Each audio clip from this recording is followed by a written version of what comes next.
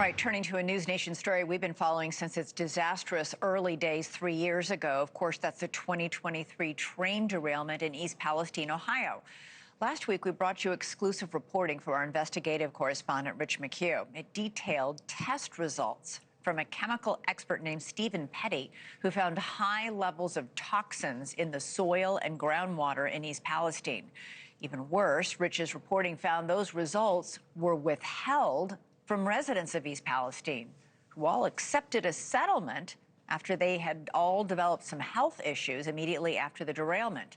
Now that reporting of Rich's is getting some notice. It's resonated with someone who has the potential to make a difference. Joining us now is Rich McHugh. Rich, I'm talking about Vivek Ramaswamy, who's running for governor of Ohio. He took note of your report and had a lot to say about it. Yeah, he did, Elizabeth. You know, he's an Ohio native. He's outspoken, but it was nice to see. You know, he was empathetic towards the residents of East Palestine, but had a scathing review for the class action attorneys and how they've handled this whole thing. I want to read his lengthy post on social media. He wrote, "New reporting now suggests the class action attorneys withheld their own experts' report from their clients, even though it showed high levels of carcinogens in East Palestine that residents had a right to know about before waiving their rights to further damages. Further damages. After officials there burned 5 tankers full of vinyl chloride, renowned exposure warnings expert Stephen Petty came to test the soil and the water for residents. Petty has testified as an expert witness in over 400 cases. He had been hired by class action attorneys as their testing expert, and when they negotiated a $600 million settlement with Norfolk Southern, they did not release Petty's results even to their own clients. We have obtained Petty's results, and he agreed to speak with us. Petty says his testing data and the others he analyzed show they detected dioxins and PAHs. Those are some of the most carcinogenic compounds on the planet above cancer screening levels set by the EPA, which requires further testing and analysis."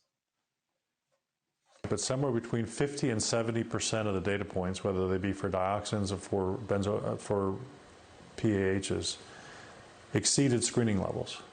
Cancer screening levels? Cancer screening levels. You have to do something. You have to do further analysis to see what needs to be done from a remediation standpoint, and you also have to do further analysis to determine what it means for people in that environment. We can't just walk away from those results. There is a problem there. Residents we spoke with say that's not what class action attorneys told them. They told me that in my home, basically that the numbers didn't support the outcome of the $600 million. The numbers weren't bad enough, and if they revealed them to the court, the $600 million may not even go through because the contamination levels were not bad enough. There would be no long-term health risks.